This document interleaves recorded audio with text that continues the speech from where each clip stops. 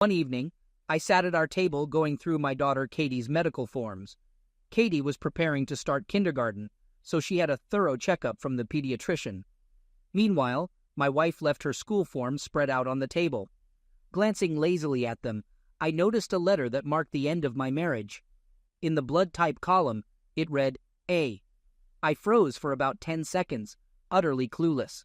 I then went to the cabinet and fetched 2 sheets of paper from our medical records. Everything matched my recollection perfectly.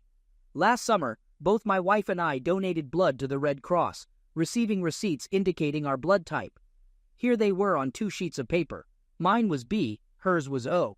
So Katie couldn't possibly be my daughter. If my wife was her mother and I witnessed Marie giving birth, then someone with blood type A had to be the father. The kids were already asleep, and Marie was upstairs watching TV. I grabbed a beer from the fridge and sat in the backyard contemplating the state of my marriage. I'd say it was okay, pretty average, with its fair share of ups and downs. When we were dating and in the early stages of marriage, Marie and I were deeply in love. We were carnal all the time, sometimes passionately, even outside of the bedroom. We were always touching, holding hands, walking side by side, caressing each other as we passed by. Naturally, over time, that faded. Isn't that how it goes in most marriages? But now, faced with undeniable proof of her infidelity, everything I thought about our marriage was shaken. I pondered, what changed? Was it gradual or sudden? It felt like both. The decline in our closeness was gradual initially. However, about 6 years ago, a few months before Katie was conceived, things took a strange turn. Marie, typically warm and loving, started acting oddly. One evening, she came home from work very late, allowed me a brief tender kiss, then hurried to the shower and avoided me for the rest of the night. The next morning was just as chilly and distant. But that night, she was a different person entirely. She came home early, cooked a special dinner, tucked me into bed early, and made love to me with a fervor and passion I thought we'd lost. We cuddled happily before sleep, and Marie expressed her love for me. Several times that week, we shared passionate moments. Then, the coldness returned abruptly. She arrived late from work, didn't utter a word to me, and swiftly disappeared into the shower. For the next 2 months, I hardly recognized the woman I married. Marie was affectionate and distant, attentive and preoccupied, patient and irritable. I asked her numerous times if something was wrong, if there were issues between us or at work. Her only response was to express uncertainty to Bill, admitting that she might just be feeling a bit nervous and apologizing for it. When things eventually settled after about 3 months, it was far from the joyful beginning of our marriage. Marie became less moody, but she was rarely affectionate anymore, and her interest in closeness vanished. We made love no more than once a week, sometimes even less frequently, and only when I insisted firmly. Any gentle suggestion, like maybe we could be carnal tonight, was met with sharp rejection. I had to seriously address the long lapse since our last carnal moment. Marie would reluctantly engage in lovemaking afterward, making it evident she was merely obliging me. Is this dismal pattern common in all marriages? It was the only marriage I carnally knew, so I couldn't say. Naturally, I pondered what was happening, contemplating the possibility of infidelity. However, soon after, Marie became pregnant, and our shared excitement over our future baby and the joy of having our wonderful Katie overshadowed most of my concerns about our relationship. After Katie's birth, we were constantly exhausted, making Marie's disinterest in lovemaking more understandable, though still unsatisfactory to me. Then, when Katie turned 3, Marie became pregnant again, and we welcomed Brian just after Katie's 4th birthday. So Bill and Marie, once passionate lovers and spouses, transitioned into Bill and Marie, parents of 2 delightful yet exhausting children. We both cherished our kids deeply. Despite my current realization of my profound unhappiness with our marriage and our nearly non-existent lovemaking life, I was oblivious to it at the time. If that was the case, then I concluded that all couples with young children experience this phase. With the startling revelation that my daughter wasn't biologically mine, the events of 6 years ago no longer seemed mysterious. Marie must have initiated an affair around that time. This explained her distant behavior and sudden rush to the shower. The subsequent passionate lovemaking and warmth could be attributed to guilt, or perhaps, if I were being generous, to her attempt to maintain the facade of a happy marriage while continuing the affair. As I sat in the yard, observing the night descend and the stars twinkle, my initial shock gave way to growing anger. Not only had my beloved wife betrayed me, but she had also deceived me into raising someone else's child, and perhaps more than one. If I were solely focused on punishing Marie at that moment, I would have stormed into the house, presented her with the evidence of blood types, coerced a confession, and cast her out onto the street. But it wasn't that simple. I cherished my children, regardless of their biological origins. If we were to divorce, Marie would likely gain sole custody once the truth about their parentage surfaced. I contemplated and asked myself, what do I truly desire? The answers became surprisingly clear. Firstly, I needed to uncover the truth about Marie's actions. Was it a fleeting affair? Was she unaware that Katie wasn't my biological child? Or did she know everything and carry on a clandestine relationship for years? Secondly, I was determined to raise my children as my own and shield them from the knowledge of my non-biological relationship to them. Once I delineated my objectives, devising a plan to achieve them seemed remarkably straightforward. I returned to the house and discreetly collected cotton swabs from each of the children's cheeks while they slept, labeling Katie's with a 2 and Brian's with a 3. Then I headed to the kitchen, swabbed my own cheek, and marked it with a 1. I had a friend who worked in a university chemistry lab, and I arranged for him to conduct DNA tests for me. This marked the initial step, the commencement of gathering crucial information. After receiving my initial response, I knew what to do next. A week later, my friend called me without knowing where the samples came from. I told him about meeting people with the same surname, leading to discussions about potential distant kinship. He then mentioned that Bill's 2 and 3 were siblings, but the first one wasn't related. This revelation indicated that they weren't cousins as previously assumed. I thanked him for the information and ended the call.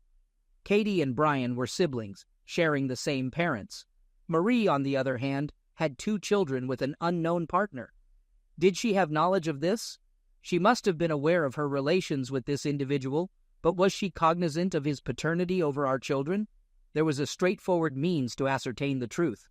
Approaching Marie as she washed dishes in the kitchen, I brought up the topic without turning towards her.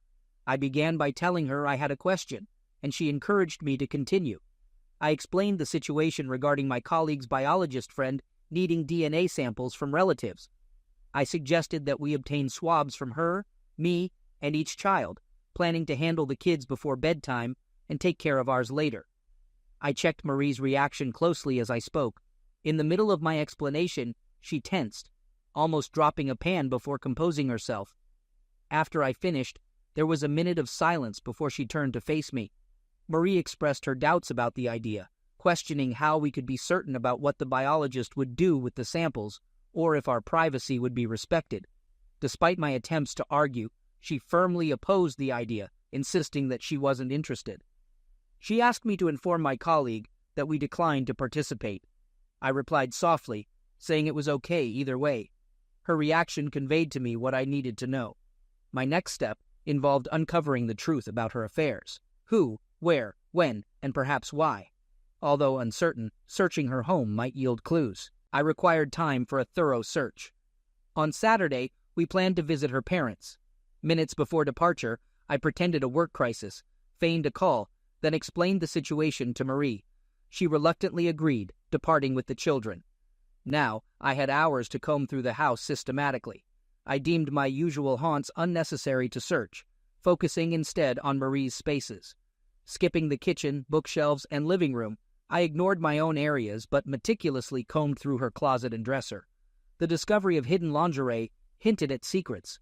Only the children's rooms and the attic remained to explore. Concluding that the children's rooms were less promising, I ventured into the attic. Inside I found assorted old furniture, a few lamps, and numerous boxes of items predating our marriage. Realizing the enormity of the task, I scrutinized the area. Notably, one of the 3 nearby boxes appeared less dusty and had been recently disturbed. Upon closer inspection, I focused on these 3 boxes and uncovered Marie's old belongings, mostly letters from her college days. Among them were letters and keepsakes from myself, including sweet greeting cards. Buried at the bottom of one box, concealed beneath old papers, lay a thin stack of recent notes and 2 unmarked videotapes. Extracting them, I discovered the tapes contained explicit content, while the notes were from Harry, her office superior, expressing overtly closeness sentiments. After scrutinizing the materials for 20 minutes, it became evident that Marie had betrayed me with Harry, beginning around 3 months before our daughter Katie was conceived, coinciding with Marie's peculiar behavior at home. The notes revealed a dynamic characterized by Harry's dominance and Marie's compliance, devoid of affection. They dictated her attire for various occasions and detailed their carnal encounters during late work hours. Some even ridiculed me for unknowingly raising their children.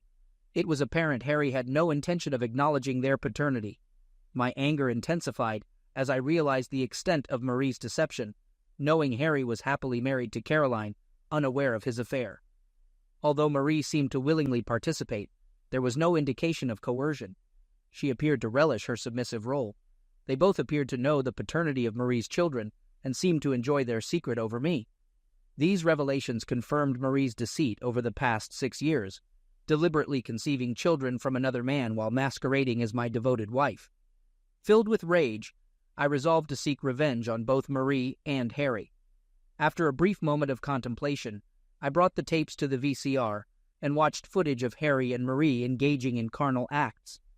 The setting of the earlier recording, likely Harry's house, and the more recent one in our bedroom, raised suspicions about Marie's opportunities during my business trips.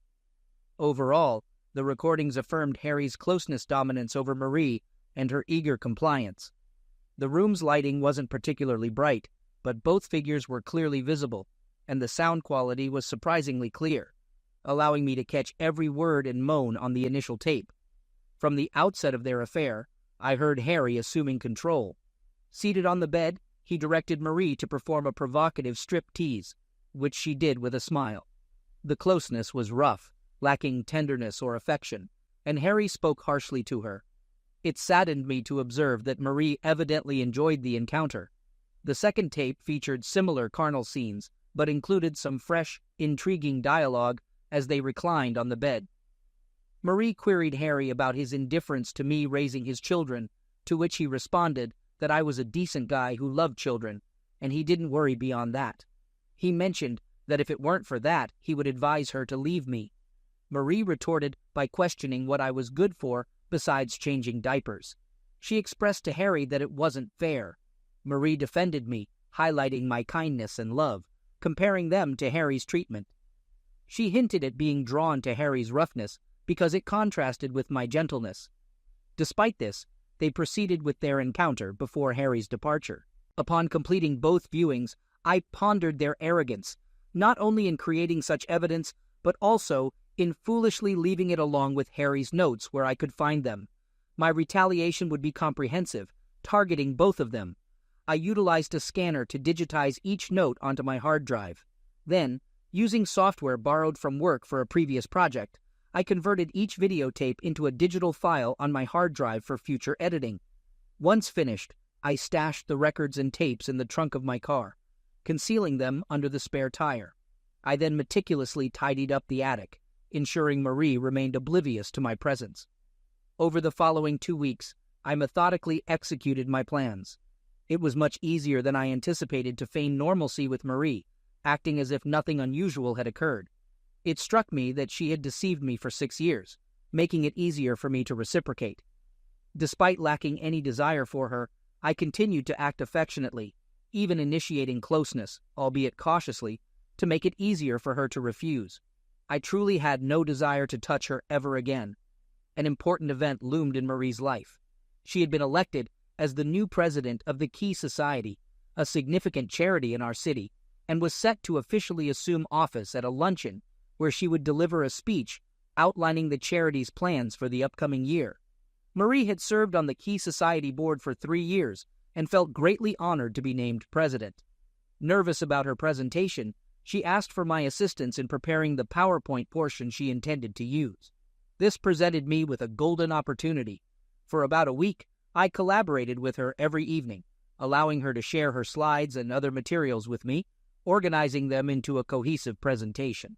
She rehearsed this several times in the month leading up to her big day, and it always went smoothly. Concurrently, I prepared my own entirely different PowerPoint presentation, ready to replace hers. The night before the luncheon, I deleted Marie's file and substituted it with mine, adding a lock to prevent her from disabling it once the presentation began.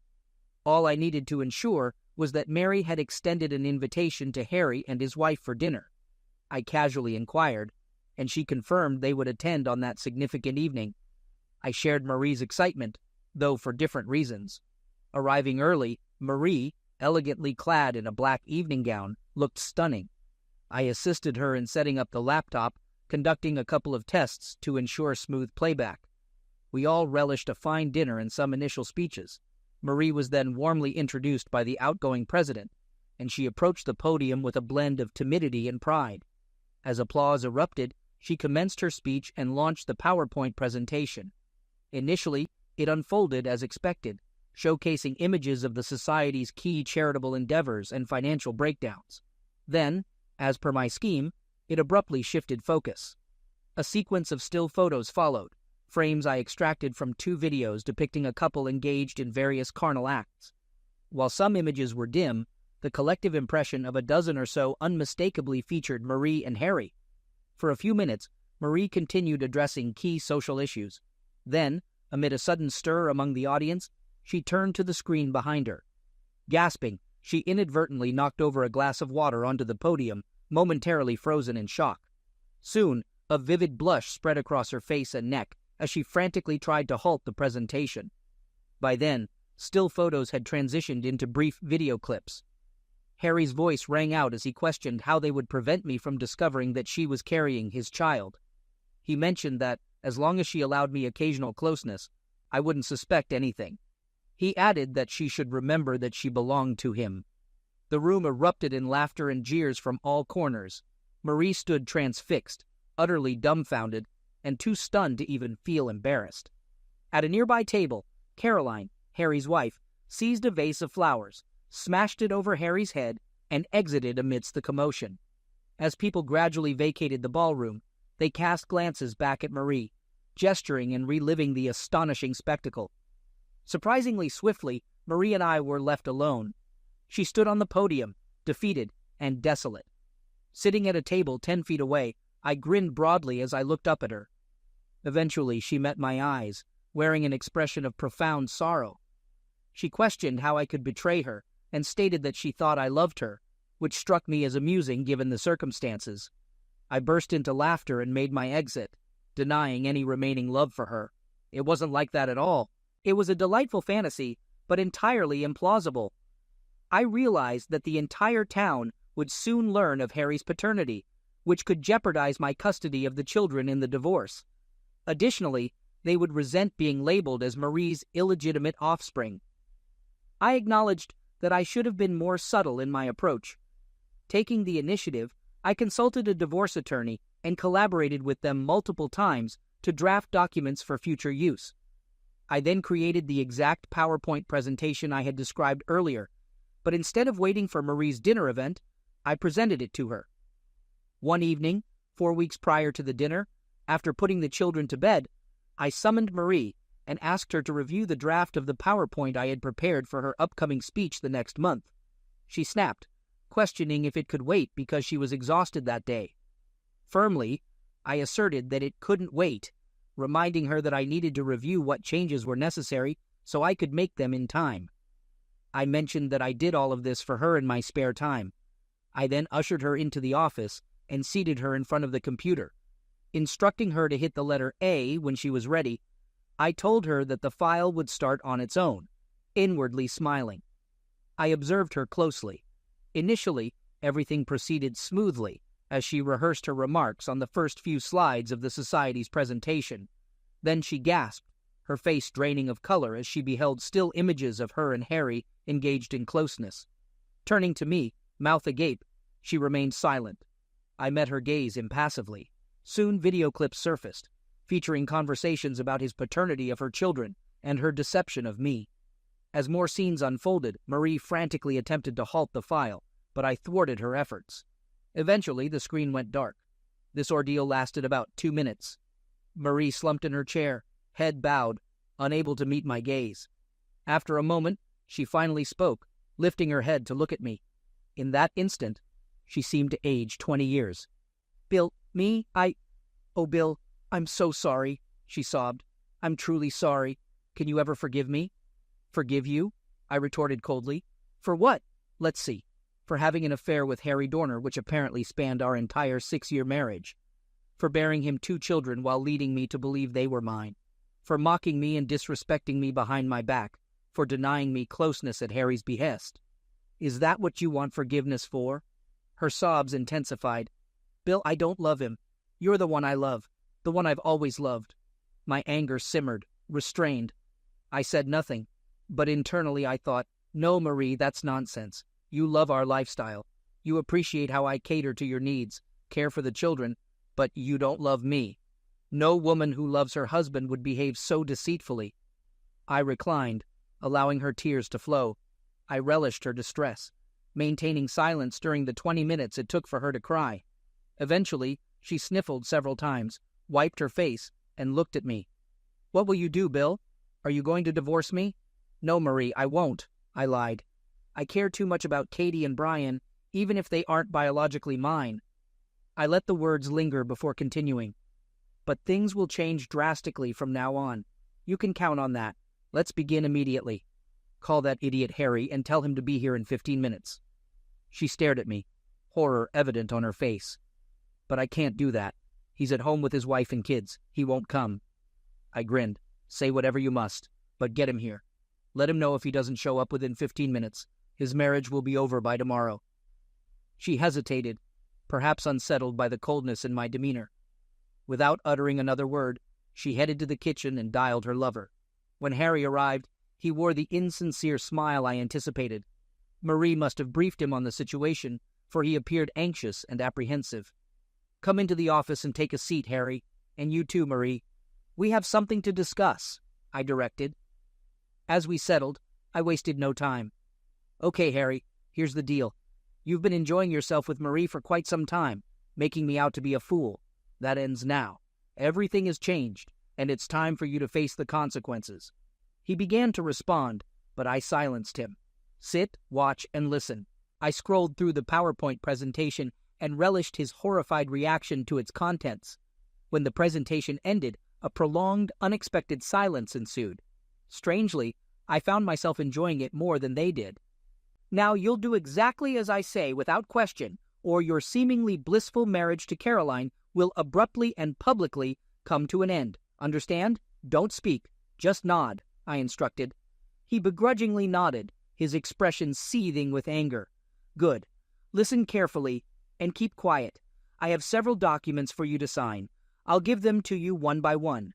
You may want your lawyer to review them, so I'm giving you 48 hours to return them signed.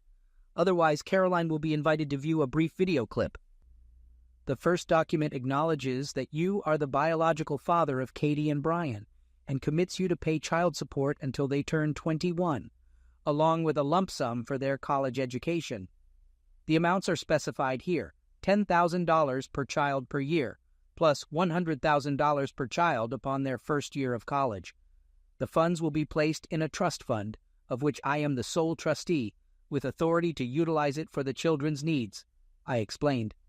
Harry erupted from his chair in fury. "Listen, Bill, this is utterly ridiculous. I have no intention—" I forcefully pushed him back into his seat. "Shut the hell up, Harry. You're wealthy and we both know it. This isn't your show anymore. It's mine and you have no choice. Now keep quiet until I give you permission to speak," I commanded.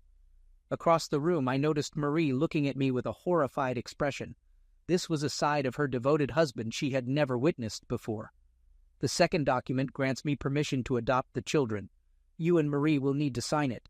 The third document entails your permanent renouncement of parental rights to Katie and Brian, pledging never to disclose your paternity to anyone.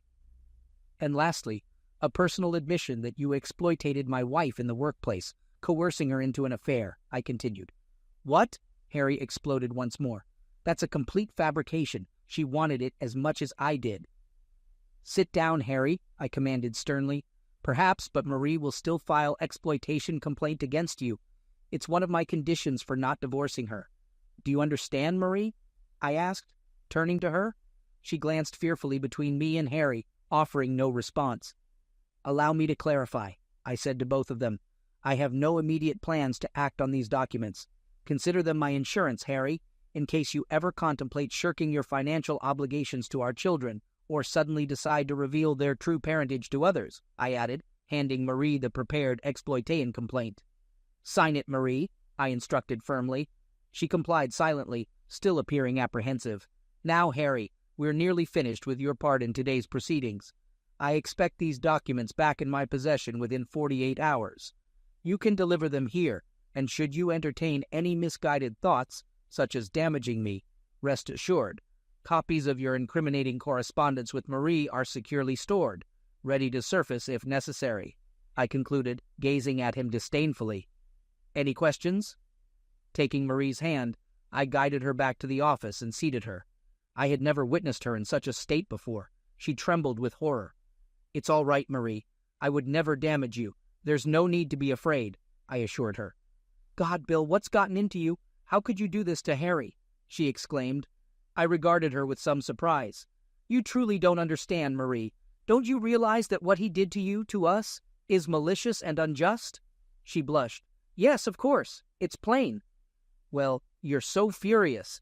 It's as if you've lost your mind, she continued. I remained silent for a moment, unsure how to respond. Marie, I've assured you I won't divorce you. However, our marriage will undoubtedly change drastically. Do you comprehend? I queried. Yes, Bill. I'll do whatever it takes to make amends. But what have I done to you? She pleaded. All right, I acquiesced. Let's establish a couple of conditions. Within 2 weeks, you'll secure a new job. I won't permit you to continue seeing Harry daily at work. It should be evident, but you are to have no further personal interaction with Harry. No touching, kissing, lovemaking, phone calls, emails, nothing, I outlined. Furthermore, if our marriage endures, it will be on a wholly different foundation. I refuse to tolerate your bad temper, coldness, and indifference. I expect you to be a cheerful, kind, and affectionate wife each day. Through your actions, demonstrate your love and appreciation for marrying me, forsaking the wild, uninhibited desirability you shared exclusively with Harry. I anticipate seeing you in the seductive lingerie you've kept hidden in your drawer. I expect you to be eager and willing when it comes to closeness. If you truly love me, Marie, you have a lot of lost time to compensate for, I asserted. She crossed the room and knelt before me, embracing my legs tightly. I love you, Bill, more than words can express, and I'll prove it to you, she declared tearfully. I observed her pale, tear-streaked face and fearful eyes. Somewhere within me lingered traces of the love and devotion I once felt for this woman with whom I shared so much. However, they were overshadowed, rendered insignificant by my resentment towards her selfishness and hypocrisy. She deserves whatever consequences come her way, I thought. Softening my tone, I said, Listen, Marie, in 4 weeks, your significant social dinner will occur. Let's utilize this time to start anew, to potentially improve our marriage. If all goes well, the dinner will be an opportunity to celebrate the success of our renewed efforts. Agreed? She nodded, tightening her embrace. Yes, Bill. Thank you for giving me a chance. I'll be whatever you want me to be. Drawing her closer, she showered me with kisses, promising to make amends. Give me 10 minutes to freshen up, and then I'll begin making things right, she pledged, rising with a smile. As she exited the room, I reclined in my chair, amused by Marie's efforts to please me. The next 4 weeks promised to be quite amusing. I was somewhat surprised she failed to notice what I refrained from doing. I refrained from discussing the affair's details or its origins. The entire evening must have been a profound shock for her, leaving no time for reflection. But truthfully, I didn't inquire because I simply didn't care. My relationship with Marie had concluded, though she remained unaware. Upon entering the bedroom a few minutes later, I found the bed neatly made, the lights dimmed, and Marie reclining on her side in a revealing red nightgown after attending to her grooming routine. She looked stunning, as beautiful as ever, yet noticeably nervous. I noticed a bottle of lubricant on the nightstand. In a seductive yet trembling voice, she asked where I was and beckoned me to come to her, extending her arms. I quickly disrobed and embraced her. Our kisses ignited passion. Her body exuded warmth, and she wriggled with anticipation. Whether playful or not, I relished the moment, setting aside my rage and disgust toward Marie to indulge in pleasure with her. Her allure and impatience were exhilarating, particularly after years of indifference. Surrendering to her lead, I lay back as she took charge. Afterward, she extinguished the light and nestled beside me under the blanket. She gently kissed my neck and bid me good night. As I drifted into contented sleep, I anticipated receiving similar attention over the next 4 weeks. I thoroughly enjoyed the subsequent weeks as Marie devoted herself to rebuilding our marriage. The next morning, she woke me with a cheerful smile and a loving kiss, offering pleasure before breakfast. I watched as she went beyond her usual routine to prepare the children for their day. That evening, she prepared an unusual meal from a cookbook, though the kids preferred their usual fare. Marie ensured they bathed and went to bed on time so we could enjoy our evening together. Our nightly closeness was a pleasant change from before. Marie wore another nightgown, and we indulged in leisurely lovemaking. Her enthusiasm, affection, and energy remained consistent. Despite my hidden feelings, I couldn't ignore the semblance of happiness we exuded daily. Marie's loving attention persisted, both in the mornings and behind closed doors. My life seemed like a happy fantasy, albeit with a lack of trust in my wife and simmering rage beneath my facade of contentment. Harry's signed papers arrived promptly, and I quickly obtained Marie's consent for adoption, finalizing the process through a private hearing arranged by my lawyer within 10 days. Then my attorney handled the divorce proceedings. One morning at work, I had a surprise visit from Denise Reynolds, a colleague I collaborate with occasionally. At 28, she was 5 years my junior, and truly stunning. While I knew she was divorced, and her occasional flirty remarks didn't go unnoticed, I never considered her beyond being one of the women I fantasized about. In your dreams, I anticipated Denise's visit to be work-related, but it turned out otherwise. "Bill," she said, "what's different about you lately? You seem, I don't know, younger or fitter or something." "Thanks for the compliment, Denise," I replied with a smile. Then, thinking, why not? I blurted out, "Actually something entirely different, but not suitable for discussion here. Maybe we can grab lunch together today." "Sounds good," she agreed. We headed to the salad bar, then took our lunches to a park table and enjoyed the sunshine. "The change you noticed in me is probably due to my failing marriage," I explained. She looked puzzled. "And that makes you look better? Please explain." I gave her a condensed version of the story.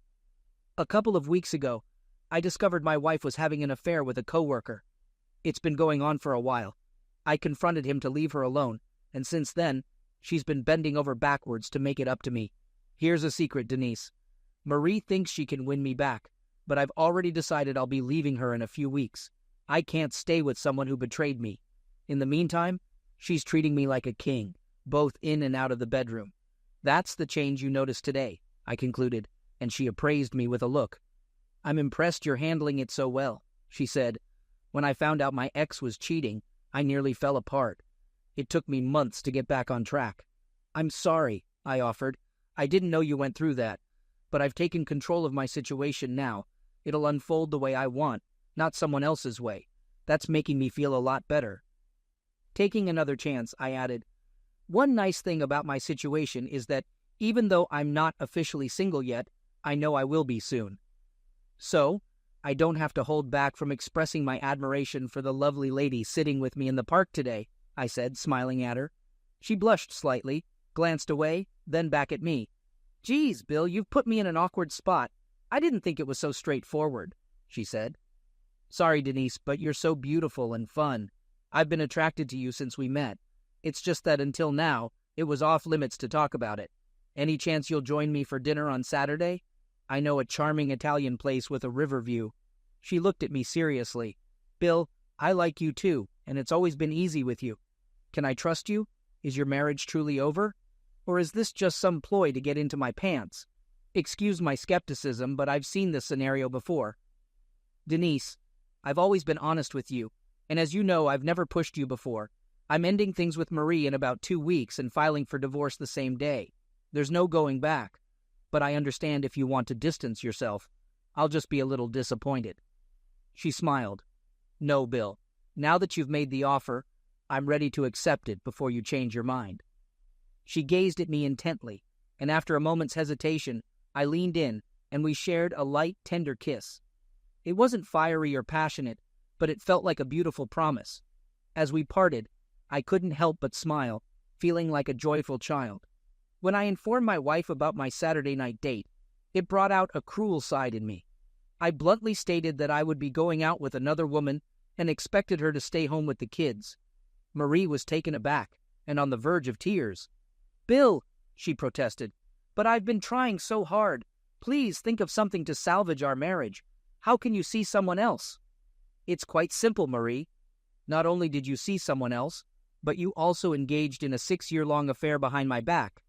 While you've been making an effort lately, and I'm feeling better, it doesn't mean you automatically deserve my unwavering devotion. It's clear that I'll need to seek enjoyment elsewhere for quite some time before we're on equal footing." Her tears began to flow. "Will you sleep with her?" "No, but I could. And that's what you need to comprehend. If it hurts you to think about, well, that's a taste of how you made me feel." With that, I exited the room, ending the conversation. My initial outings with Denise were delightful, yet cautious. We proceeded slowly. Perhaps both of us sensed there was more than just physical attraction between us. We conversed, laughed, commiserated about colleagues, exchanged childhood stories, and simply got to know each other. It felt effortless and natural, at times reminiscent of my early days with Marie. The thought saddened me, but I pushed it aside. Following our third dinner, as I opened Denise's car door outside her apartment, she softly asked if I would like to come in. We both understood the implication, and I felt an instant surge of desire. Once inside, she melted into my embrace, and we kissed and embraced like infatuated teenagers.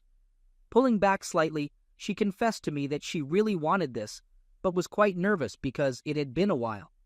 She asked me to be gentle and patient. I assured her with a smile, lifting her gently, and asked her which way to her bedroom. Later, I reflected that lovemaking with Denise was incredible but noticeably different from recent encounters with Marie. She started out a bit timid, allowing me to explore and caress her body. Yet, she was so stunning that every moment with her was pure pleasure. Our first carnal encounter was tender, affectionate, and far more loving than the passionate encounters I'd had with Marie. It felt like two people caring for each other, bringing each other happiness. Afterward, Denise kissed me repeatedly and asked if I could stay the night. I gladly agreed, and we fell asleep in each other's arms. The following morning, she seemed a bit bashful again, and while we didn't make love, we bid farewell with genuine tenderness, sharing several tender kisses. With just a few days remaining until my planned wedding night with Marie, I kept my intentions hidden from Denise, but mentioned that my divorce would soon be finalized. When I returned home around 9:30 on Saturday morning, I found Marie quietly weeping at the kitchen table, clearly aware of how I'd spent the previous night. Feigning sympathy more than I genuinely felt, I embraced her tenderly. "I'm sorry, Marie. I understand how you must feel," I murmured. "Oh, Bill, this is just awful. The mere thought of you with another woman tears me apart. I've been so selfish all these years. How could I have been so oblivious to your feelings?" Looking at me with gratitude, she whispered, "Thank you. Thank you for giving me another chance." Marie's significant night, much like mine, was rapidly approaching. To some extent, I almost lamented it.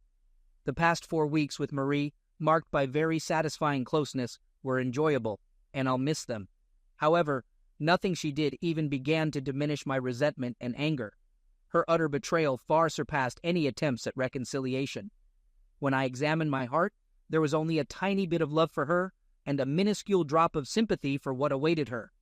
While collaborating on a PowerPoint presentation for her speech, I clandestinely prepared my own rendition, not precisely identical to hers, as I needed to conceal Harry's identity as the children's father. Nonetheless, the general approach mirrored hers, a sequence of photos followed by captivating videos. I rigged the laptop so that Marie's presentation would play whenever she used it. However, by inputting a specific key combination, including a passphrase, I could lock her presentation and substitute it with my unique file.